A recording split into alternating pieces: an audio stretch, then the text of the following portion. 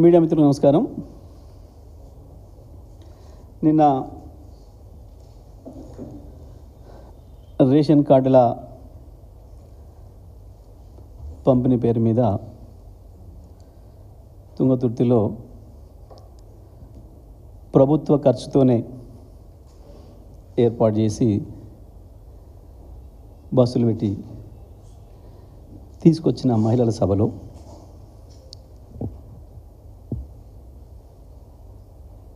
ముఖ్యమంత్రి రేవంత్ రెడ్డి సరే వారిని ప్రజలు ముద్దుగా రోతమాటల రేవంత్ పిలుచుకుంటారు, కానీ నేను అనను. మాట్లాడుతూ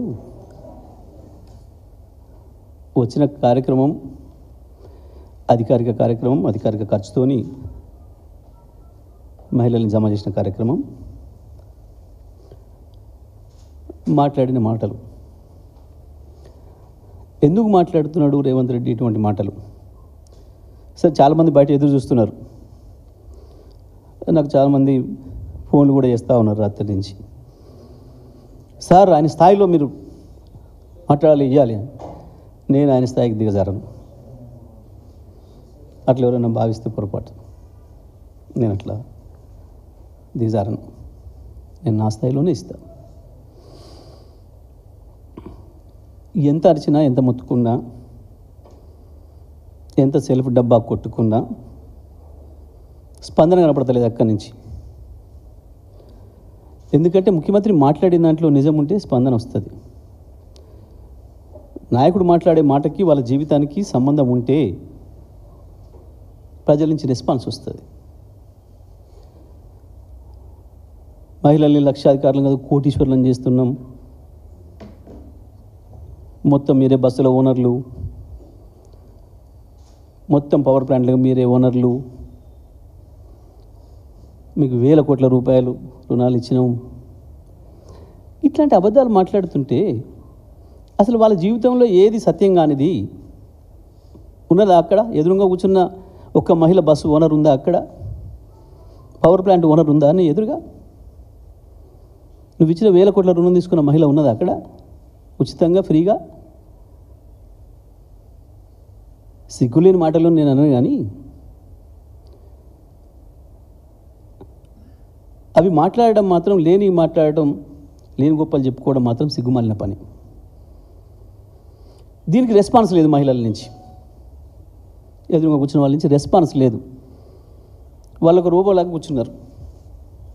ఎందుకో మళ్ళీ తెచ్చిండ్రు, రమ్మన్నారు, వచ్చినాం, మళ్ళీ బస్సులు వదిలిపెడితే బస్సులలో మళ్ళీ పోతాం అన్న భావన కనబడుతుంది.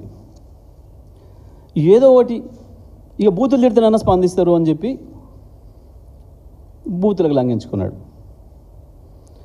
ఒకటి మాత్రం వాస్తవం, నేను బూతులు మాట్లాడను, కానీ నీకు జ్ఞానము ఎదగలేదు, సంస్కారము ఎదగలేదు ముఖ్యమంత్రి స్థాయికి. ఒక సందర్భంలో ఎవరికైనా అదృష్టానికి ఉట్టిమితకి మీద పడ్డదని చెప్పి కొన్ని వస్తాయి అవకాశాలు. ఆ స్థాయికి ఎదగగలిగితేనేమో నిలబడతారు, ఎదగకపోతే చరిత్ర హీనులు అవుతారు, కాలగర్భంలో కలిసిపోతారు. అందులో నువ్వు ఒకడివి.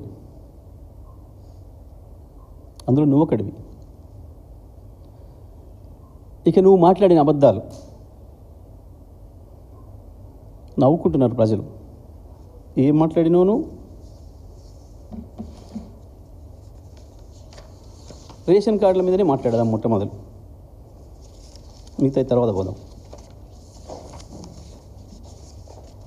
రేషన్ కార్డులు గత ప్రభుత్వ హయాంలో, కేసీఆర్ ప్రభుత్వ హయాంలో ఒక్కటి కూడా ఇవ్వలేదు. ఇప్పుడు మేము వచ్చినాకనే ఇస్తున్నాం 10 ఏళ్ళ తర్వాత.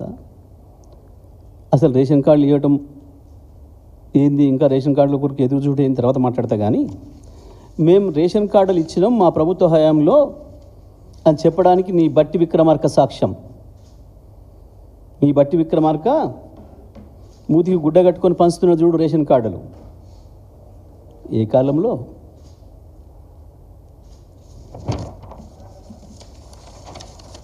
ఇగో ఇది మహిళ చేతికి అందిస్తున్నాడు చూడు రేషన్ కార్డ్.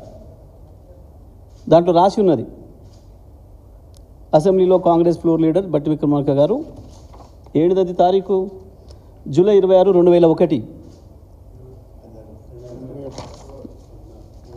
2001 జూలై 25, 2021 ఆయన ట్వీట్లో పెట్టుకున్నాడు. ఇది ఎక్కడనో పేపర్లలో ప్రింట్ చేసి మేము ఇప్పుడు ఏఐ ద్వారా సృష్టించకరాలే.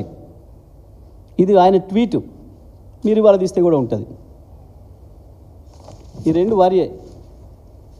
ఓకే, ఇక మీరు ఈ మధ్యన ఎగిరెగిరి పడుతున్న కొత్త బిచ్చగాడు వీరు పొంగులేటి శ్రీనివాసరెడ్డి గారు. ఏంటిది?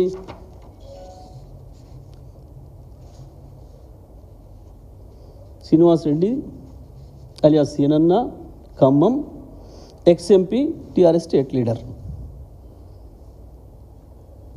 ఓకే కదా? ఇవి మేము సృష్టించినవి, మా ఏఐతో సృష్టించినవి కావు కదా. ఓకే, ఒకసారి ఎవరన్నా పత్రికా మిత్రులు, వారి పత్రికా సమావేశాలకు హాజరైన వాళ్ళు ఎవరు ఉంటే దయచేసి ఇవి చూపించి ఒక్కసారి ప్రశ్న అడగాల్సిందిగా విజ్ఞప్తి చేస్తాను. ఇక ఇంకొకటి కూడా ఉండాలి మన జిల్లాకు సంబంధించి. చౌటుప్పల్లో ఆ రోజు రాజగోపాల్ రెడ్డి గారు కాంగ్రెస్ మునుగోడు శాసనసభ్యుడిగా నా చేతిలో ఉన్న మైకు గుంజుకుంటున్నప్పుడు జరిగిన వాగ్వాదం రేషన్ కార్డుల పంపిణీలోనే. అక్కడ మా ఎమ్మెల్యేలు లేడు, నేను మంత్రిగా నేను ఈంచెల్లి పోతూ సూర్యాపేటకు పోతూ అందవే యాదాద్రి భువనగిరి కలెక్టర్ గారు, సార్ మీరు ఇక్కడ కూడా ప్రారంభించిపోండి అని అంటే, సార్ నేను సూర్యాపేటకు వెళ్ళేది ఉందమ్మా, భువనగిరి అక్కడ చౌటుప్పల్ దారిలో ఉంటుంది, అక్కడ ఏర్పాటు చేయండి, నేను అక్కడ ప్రారంభం చేసిపోతా, అక్కడ స్థానిక ఎమ్మెల్యే గారిని కూడా పిలవండి అని చెప్పి పైన మేము పంచిన కార్డుల సంఖ్య 6.5 లక్షలు.